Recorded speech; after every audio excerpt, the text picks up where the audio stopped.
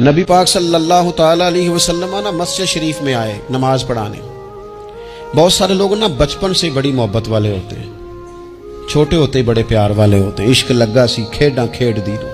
چھوٹا سا بچہ حضور مسجد میں آئے نماز پڑھانے تو نبی کریم علیہ السلام نے اپنے نالین مبارک اتارے تو اس بچے نے فٹافٹ اٹھا لیے، اٹھا کے نا پھر اس نے وہ جوتے صاف کیے، صاف کر کے اپنے پاس رکھ لیے۔ حضور نماز پڑھا کے باہر نکلے، چھوٹی سی عمر ہے، اس نے حضور کے سامنے نا وہ یوں کر کے نالین شریف رکھے، کریم رسول نے پہن لیے، حضور مسکرا کے چلے گئے۔ کیسا نصیبوں والا بچہ ہے۔ اگلی صبح پھر حضور نماز کے لیے آئے تو اس نے اسی طرح محبوب نے جوتے اتارے تو اس نے اٹھا لیے، پھر حضور کے جوتوں کو صاف کیا، پھر اپنے پاس سنبھال لیے۔ حضور نے نماز پڑھائی، فراغت کے بعد کریم نکلے تو اس نے پھر اسی طرح جوتے رکھے۔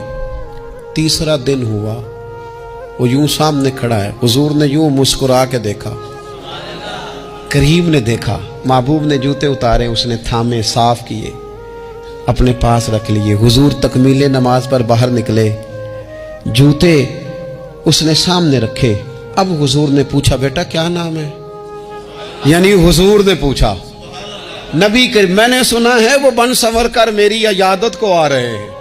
یہ دیکھو نا، نرخ بازار محبت کا انوکھا ہی ہو گیا، نرخ بازار محبت کا انوکھا ہی ہو گیا، خود خریداروں میں شامل آ کے مولا ہو گیا۔